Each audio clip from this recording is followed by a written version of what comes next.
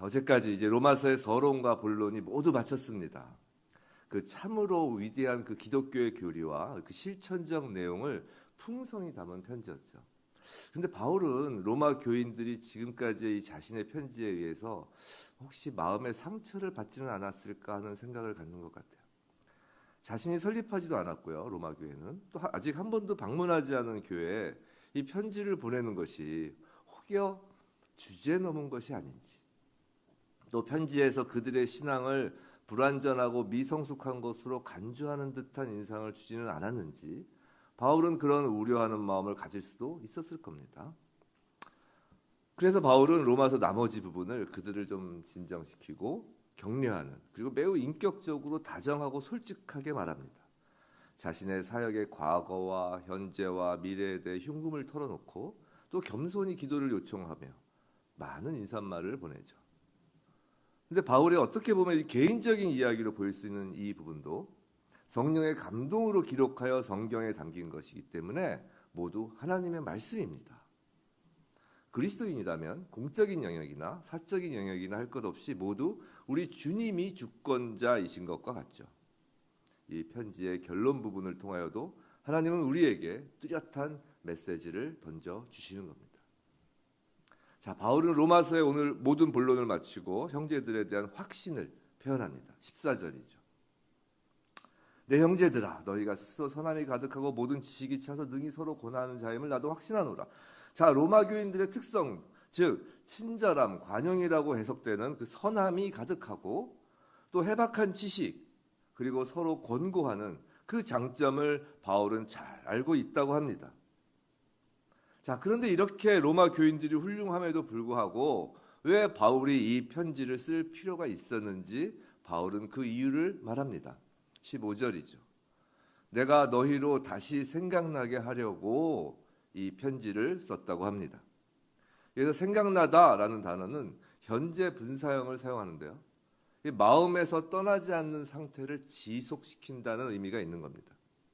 즉 로마 교회 성도들이 이미 알고 있던 그 진리를 다시 생생하게 마음에 늘 되새기게끔 하기 위해서 이 편지를 쓴다는 거죠. 성도 여러분, 이 생각나다의 현재 분사형은 당시 로마 교인들뿐 아니라 우리에게도 해당되는 것일 겁니다. 사실 주일 설교 말씀 한 번으로 일주일 동안 복음의 진리를 내 마음속에 늘 생각나게 하기가 쉽지 않습니다. 솔직히 최대한이 수요일입니다. 주일 설교 들으면 보통 하루, 더 솔직히 예배당 나설 때 벌써 말씀을 잊어버리기가 일쑤입니다. 그래서 매일 성경을 읽는 것이 중요하고, 사실 혼자 읽을 때보다는 설교자가 성령의 감동으로 이렇게 말씀을 풀어가며 전달하는 것을 가지고 매일 되새기는 것이 좋은 방법인 것 같습니다. 그래서 이 매일의 새벽 예배가 이 생각나다를 늘 현재형으로 만드는 데 매우 요긴한 겁니다. 이제 40일 전교인 새벽 예배가 거의 끝나가는데요. 이 새벽 예배가 어떤 한 번의 이벤트가 아니라 우리의 남은 인생의 매일이 되었으면 좋겠습니다. 그리고 바울이 이 편지를 쓰는 또 하나의 이유를 말합니다. 그건 바울 자신의 사역과 관련되어 있습니다. 15절 내가 하나님께서 내게 주신 은혜로 말미암아라고 하며, 이어서 16절에 이 은혜는 곧 나로 이방인을 위하여 그리스도 예수의 일꾼이 되어라고 합니다. 자, 바울은 자신을 자랑하려고 이 편지를 쓰는 것이 아님을 분명히 합니다. 오늘 로마서 15장 지금 15절 16절 보고 있습니다.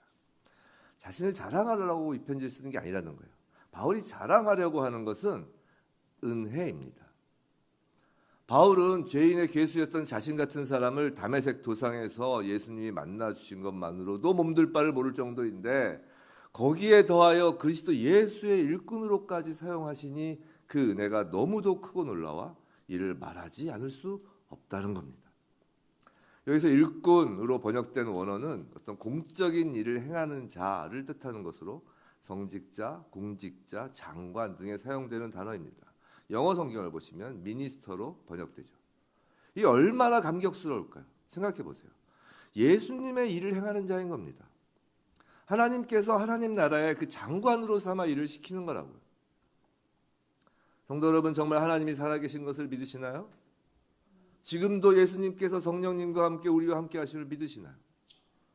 믿으신다면 그 하나님께서 우리를 구원해 주신 것도 감사해서 어쩔 줄 모르겠는데 거기다가 특별히 택하셔서 하나님의 일을 하라고 맡기신다면 그 감격이 말로 표현할 수가 있을까요? 솔직히 스스로에게 한번 답해 보세요. 법조인 분들도 계시는데 판검사나 변호사, 아니면 국가의 장관, 대통령 되는 것이 더 감격스러운지, 하나님의 일꾼 되는 것이 더 감격스러운 것인지 말이죠. 차원이 다른 거예요. 하나님의 일꾼은 하고 싶다고, 인간적인 능력이 있다고, 똑똑하다고 하는 것이 아니에요. 그저 은혜로 택함을 받는 겁니다. 그것도 만유의 주이시며 천지를 창조하신 창조주 하나님, 십자가에서 우리를 위해 죽으시고 부활하신 그 주님의 일꾼으로 말이죠. 바울만 그럴까요? 아니에요. 그리스도인들은 모두 성령을 받은 사람이잖아요. 예수께서 왜 성령을 주신다고 하셨죠?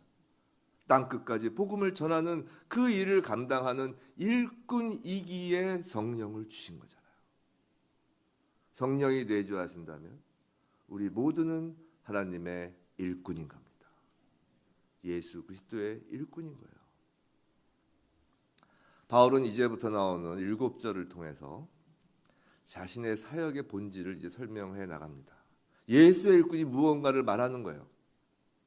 성도 여러분, 저와 여러분도 예수의 일꾼입니다. 물론 사도 바울과 같은 사도는 아닙니다. 그렇기에 다른 점도 있을 겁니다. 하지만 예수의 일꾼으로서 복음을 전하라는 그 예수님의 마지막 명령을 수행하는 것은 동일합니다. 바울 사역의 본질을 통해 저와 여러분이 이 땅에서 궁극적인 목적, 예수의 일꾼으로서의 그 목적을 깨닫게 되길 주님의 이름으로 축원합니다. 자, 크게 세 가지입니다. 첫째, 바울의 사역은 제사장적 사역입니다. 16절입니다. 16절. 우리 좀 늦게 오신 분도 계시니까 15장 16절 한 목소리 한번 다시 한번 읽어볼까요? 시작. 이 은혜는 곧 나로 이방인을 위하여 그리스도 예수의 일꾼이 되어 하게 하사 이방인을 제물로 드리는 것이 성령 안에서 거룩하게 되어 받으실 만하게 하려 하심이라. 자, 바울은 16절에서 이 용어 자체에서 자신의 사역이 제사장적 사역임을 보여줍니다. 아까 본 그 일꾼이란 단어는 레이투르고스라는 단어로서 성경에서는 오로지 종교적 의식에만 사용합니다. 종교적 의식에 대해서만 사용해요. 제사장, 성직자 이런 종교적 의식에서만 사용합니다. 또 제사장 직분을 하다라는 히에루르게오인데요. 히에루르게오라는 동사는 이게 동사예요. 근데 특별히 이건 성전의 희생제사와 관련된 제사장의 일에 사용됩니다. 또 제물 거룩하게 되다라는 단어도 모두 희생제물과 관련되어 쓰이는 단어이죠. 이사야서 66장 20절에 이런 말씀이 있어요. 나 여호와가 말하노라. 이스라엘 자손이 예물을 깨끗한 그릇에 담아 여호와의 집에 드림과 같이 그들이 너희 모든 형제를 문 나라에서 나의 성산 예루살렘으로 말과 수레와 교자와 노새와 낙타에 태우다가 여호와께 예물로 드릴 것이요 라는 말씀이 있어요. 이 이사야의 예언이 성취되는 겁니다. 이방인을 하나님 앞에 데려오는 것이 제사인 겁니다. 바울은 그 제사의 제사장인 거죠. 하나님과 원수되었던 이방인 사이에서 그 드려지는 화목제의 제사장으로 말이죠. 바울이 말하는 이 원리는 우리에게도 적용됩니다. 모든 복음 전도자는 제사장인 겁니다. 우리가 전도한 자들을 하나님께 드리기 때문이죠. 그런데 이렇게 이방인을 향한 전도와 제사를 연결하는 이 바울의 표현은 참으로 놀랍지 않을 수 없습니다. 우리가 하나님의 거룩하신 이름의 영광을 돌리며 하나님께 예배할 때 우리는 하나님의 이름을 세상에 선포하지 않을 수 없게 되는 거예요. 그리고 우리의 그 증거, 전도를 통해 사람들이 그리스도께 나올 때 우리는 그들을 하나님께 드립니다. 더 나아가 전도된 그들이 하나님을 예배하는 일에 함께 참여하며 마침내 그들도 역시 나가서 증거하게 됩니다. 예배는 증거, 전도로 연결되고 증거, 전도는 예배로 연결되는 겁니다. 예배와 증거는 계속 선순환을 하면서 하나님 나라가 확장되는 거예요. 이 거룩한 제사장직, 전도사역의 일꾼, 제사장 된 것에 바울은 감사할 수밖에 없는 거예요. 17절, 그러므로 바울이 자랑하는 것은 바로 그 하나님의 일을 자랑하는 겁니다. 성도 여러분, 그럼 우리는요, 마찬가지겠죠. 베드로전서 2장 9절 유명한 말씀이 있죠. 그러나 너희는 택하신 족속이요, 뭐라고요? 왕 같은 제사장들이요, 거룩한 나라요, 그의 소유가 된 백성이니 이는 너희를 어두운 데서 불러내어 그의 기이한 빛에 들어가게 하시니에 아름다운 덕을 선포하게 하려 하심이라. 우리에게도 왕 같은 제사장이라고 하나님이 말씀하십니다. 무엇을 위하여? 베드로전서 2장 9절 방금 읽은 그 끝부분, 예수 그리스도의 아름다운 덕, 복음을 선포하게 하기 위해서, 즉 전도자로서 예수의 일꾼으로 삼기 위해서라고 말씀하십니다. 예수의 일꾼, 제사장으로 삼으신 그 은혜에 감사하여 충성하는 저와 여러분이길 주님의 이름으로 축원합니다. 둘째, 바울의 사역은 능력이 있는 사역이었습니다. 첫 번째는 제사장적 사역이라고 했죠. 능력 있는 사역이었어요. 18절, 19절 전단부까지인데요. 19절에서 표적과 기사의 능력으로, 성령의 능력으로 이렇게 능력이 반복됩니다. 바울은 자신의 사역이 능력 있는 것이었음을 말하고 있는 거예요. 근데 이 능력 있는 바울의 사역에 대해서 바울은 다시 5가지 특징을 언급합니다. 첫 번째로 18절을 보시면 바울은 그 사역의 목적을 이방인들을 순종케 하는 것이라고 합니다. 로마서 1장 5절에서 모든 이방인 중에서 믿어 순종하게라고 합니다. 또 로마서 16장 26절도 믿어 순종하게 하려라고 합니다. 근데 여기서 바울은 믿어가 없이 순종을 강조합니다. 구원받는 믿음의 필수 불가결한 결과가 순종이기 때문이에요. 한번 생각해 보세요. 바울이 그런 생각 안 들으세요? 왜 그렇게 서신서를 많이 썼을까요? 그런 생각 안 해보셨어요? 자, 그것도 서신서의 쓰신 자가 다 자신이 전도할 믿음을 가진 성도들이잖아요. 뭐 로마 교회는 자기가 개척한 교회는 아니지만 어쨌든 모두 교회 성도에게 쓴 거죠. 안 믿는 사람한테 쓴 서신서가 아니잖아요. 다 믿는 자가 수신자입니다. 근데 왜 편지를 썼을까요? 그건 계속하여 순종이란 그 믿음의 열매를 맺게 하기 위함인 거예요. 지금 로마 교인들도 마찬가지예요. 그래서 순종을 강조하는 겁니다. 성도 여러분, 전도로 모든 것이 끝난다고 생각하시면 그건 잘못된 생각입니다. 전도되어 교회를 출석하여도 그 전도되어 믿음 생활을 시작한 그들로 하여금 순종하는 그리스도인으로 성장될 수 있도록 전도자는 계속 그들을 도와주어야 하는 겁니다. 곁에서 지지대가 돼주어야 하는 거라고요. 그들이 또 한 명의 전도자로 설 때까지 말입니다.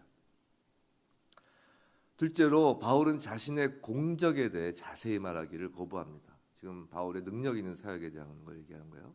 자신의 공적에 대해서 자세히 말하기를 거부해요. 18절에서 그가 말할 것이라고는 그리스도께서 나를 통하여 역사하신 것뿐이라는 겁니다. 바울은 자신이 그리스도와 함께 일한다고 생각하는 것이 불편한 거예요. 겸손이 있는 거예요. 바울은 그저 통하여, 통로, 도구가 되는 편에 선 겁니다. 성도 여러분, 전도는요, 누구의 일일까요? 이건 예수 그리스도의 일이에요. 우리에게 성령이 임하면 땅끝까지 복음을 전해라 라는 그것은 성령으로 임하시는 예수 그리스도께서 그 일을 하신다는 거예요. 어떻게요? 우리와 함께 일하시는 것이라기보다는 우리를 통해서 일하시는 것이라고 표현하는 것이 훨씬 더 정확합니다. 하나님 나라의 일은 하나님이 하세요. 우리와 함께라기보다는 우리를 통하여 말이죠. 개념이 우리의 신앙에 겸손을 가져다주고 우리에게 오히려 은혜, 그 감격을 가져다주는 거예요. 세 번째로 말과 행동으로 하십니다. 그럼 우리를 통해 어떻게 그리스도는 일하실까요? 말과 행동입니다. 예수님의 공생애는 이를 잘 보여주죠. 사도행전 1장 1절에서 예수님의 공생애를 한마디로 이렇게 표현합니다. 사도행전 1장 1절 제가 읽어드릴게요. 데오빌로여, 내가 먼저 쓴 글에는 무릇 예수께서 행하시며 가르치시기를 시작하신부터 라고 사도행전 1장 1절에 되어 있어요. 사도행전의 저자는 잘 아시는 바와 같이 마가죠. 마가는 마가복음의 저자이기도 합니다. 이 사도행전 1장 1절에서 내가 먼저 쓴 글은 마가복음을 말하는 것이고 거기에 기록된 예수님의 공생애는 행하시며 가르치신 것이라는 거예요. 마찬가지로 바울과 우리를 통하여 예수 그리스도는 말하시고 행하심으로 일하시는 거예요. 단지 기적을 행하시는 것이 아니에요. 지금 이 행하심은 예수님은 어린아이를 안으셨죠. 나병 환자를 안아주시고 환자의 머리에 손을 얹으셨습니다. 교회 역시 구제하고 봉사함으로 행하는 겁니다. 하나님 나라의 복음을 말함과 함께요. 성도 여러분, 우린 말만 하는 스승이 아닙니다. 복음 전도 없이, 복음 선포 없이 행함만 하는 구호단체도 아닙니다. 교회는 예수 그리스도가 지금도 이 땅에서 말씀하시고 행동하시는 통로인 거예요. 저와 여러분이 바로 그 교회입니다. 넷째로 바울을 통한 그리스도의 사역은 표적과 기사의 능력에 의해 행해진 것이었습니다. 이에 대해서는 사실 산지교회 이번 주일 설교에서 아주 자세히 다루었어요. 하나님이 오늘날에도 표적과 기사를 행하는지에 대한 논쟁은 정말 어리석은 겁니다. 하나님이 오늘날에 표적과 기사를 행하지 않는다고 한다면 그건 또 우주의 창조주이신 하나님을 제한하는 것이에요. 그것도 어리석은 거예요. 근데 또한 사도들의 표적과 기사는 모두가 복음 전도와 관련하여서만 있었습니다. 즉 무분별하게 표적과 기사를 쫓는 것도 어리석은 거예요. 사도들에게 나타난 표적과 기사는 하나님께서 복음이 하나님 말씀임을 인증하시기 위하여 보여주신 표적과 기사예요. 그건 지금도 마찬가지입니다. 그리고 주일 설교에서 이런 말씀도 드렸죠. 가장 놀라운 표적, 가장 놀라운 기적은 내가 구원받았다는 사실이라고요. 내가 은혜 받았다는 사실이 가장 놀라운 기적이라고요. 그리고 전도를 하면 그 기적을 오늘날에도 그 전도한 상대를 통해 발견할 수 있다고 말씀드렸습니다. 표적과 기사의 능력은 다름 아닌 복음 전도가 하나님 일임을 알려주는 사인이며 그 사인, 그 광고판이 바로 저와 여러분 전도의 열매들입니다. 다섯째, 바울의 사역은 성령의 능력으로 된 겁니다. 성도 여러분, 우리는 성령의 능력을 구합니다. 근데 솔직히 이 성령의 능력을 마치 요술방망이나 램프의 요정 지니의 능력처럼 구하는 것 아니냐 말이에요.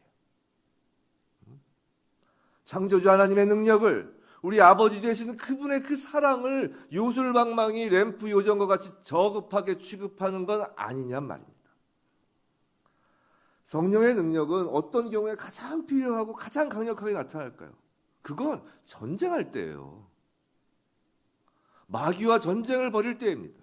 전도는 전쟁입니다. 성도 여러분, 우리가 만약 전혀 밖에 나가지 않은 채 하루 종일 조용히 혼자 방에서 찬양 부르고 기도만 24시간 365일 하면 마귀는 우리를 거들떠도 안 봅니다. 전혀 신경도 안 씁니다. 근데 밖에 나가서 말과 행동으로 그리스도의 통로로 사용이 되는 순간 마귀는 비상벨을 울리고 덤벼들기 시작하는 거예요. 전도는 치열한 영적 전쟁입니다. 당연히 성령의 능력이 필요하고 어느 때보다 강한 능력으로 성령님이 일하시는 거예요. 전도하지 않으며 성령의 능력을 달라고 하면 하나님이 물으세요. 왜? 뭐 하려고? 그때 우리의 대답이 더 이상 돈 벌려고요. 시험 잘 보려고요. 건강해지려고요. 등의 그런 말을 반복하며 하나님을 슬프게 하지 않았으면 좋겠습니다. 전도하면 우리가 구하기도 전에 성령의 능력을 충만히 부어주십니다. 하나님 나라의 전쟁을 벌이는 군사니까요. 지금까지 바울의 사역은 제사장적 사역과 능력 있는 사역임을 보았어요. 그리고 마지막 세 번째, 바울의 사역은 개척자적인 사역입니다. 19절 후단부터 22절까지요. 19절 후단에서 그리하여 내가 예루살렘으로부터 두루 행하여 일루리곤까지 그리스도의 복음을 편만하게 전하였노라 라고 합니다. 이 말은 지금 세 번의 전도 여행을 포함해서 10년 동안의 바울의 사역 성과를 간략히 요약한 겁니다. 예루살렘으로부터 북쪽으로 수리아 안디옥에 이르며 소아시아 지역을 거쳐 더 북쪽과 서쪽으로 가고 에게를 지나 마게도냐까지 거기서 남쪽으로 아가야까지 이르고 동쪽으로 다시 에게를 지나 안디옥과 수리아로 참으로 광범위한 지역을 전도한 겁니다. 그런데 편만하게 전하였노라라고 하는데 이 말의 뜻은 원래 뜻은 다 마쳤다라는 거예요. 끝났다라는 거예요. 끝. 좀 이해하기가 어렵죠. 바울이 모든 마을 모든 사람들에게 구석구석 복음을 전하는 것을 전하지도 않았을 텐데 어떻게 다 마쳤다고 생각할 수 있느냐는 거죠. 이건 바울의 선교 전략을 알아야 이 말이 이해가 돼요. 바울의 전략은 인구가 많고 정치, 경제, 문화 등 영향력 있는 도시들을 복음화해서 거기서 교회를 설립하고 그 교회 성도들이 인근의 마을들에 복음을 전파해서 그것이 사방으로 뻗어가도록 하는 것이었습니다. 그리고 그 전략은 매우 훌륭하게 성공적이었죠. 그러므로 그리스도의 복음을 마쳤다는 그의 주장은 이 길을 뚫는 일, 이 개척자로서의 그 복음을 전파하는 일을 마쳤다라는 주장이에요. 바울은 자신의 사명이 그와 같은 개척자의 사명임을 알고 있었던 거예요. 개척자는요, 무턱대고 덤벼드는 사람이 아니에요. 그 아메리카 대륙의 개척자가 무턱대고 덤벼들면 방랑자예요, 그건. 개척자와 방랑자는 전혀 다른 겁니다.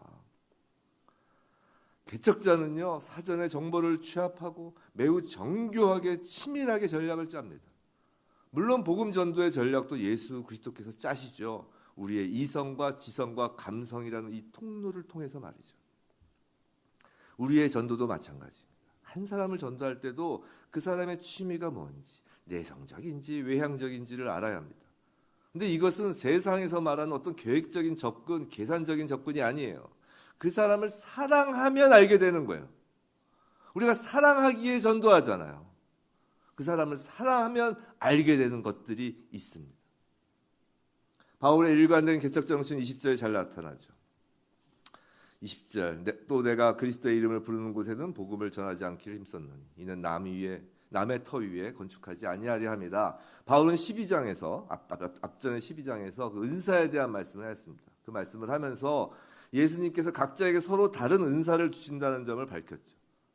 이 사도 바울의 부르심과 은사는 이방인 세계의 복음화를 개척하는 것이며 그 다음에는 다른 사람들, 특히 그 지역에 사는 성도들에게 목양과 나머지 지역 전도를 맡겼습니다. 그래서 이미 그리스도의 이름을 부르는 곳, 즉 이미 복음이 전해진 곳에는 전도 여행지에서 바울의 전도 여행지에서 제외된 것입니다. 자신의 그 개척자로서의 은사를 발휘할 곳이 아니니까요. 고린도전서 3장 6절과 10절에 바울이 이런 고백을 합니다. 나는 심었고 아볼로는 물을 주었을 때 오직 하나님께서 자라나게 하셨나니 내게 주신 하나님의 은혜를 따라 내가 지혜로운 건축자와 같이 터를 닦아두매 다른 이가 그 위에 세우니라고.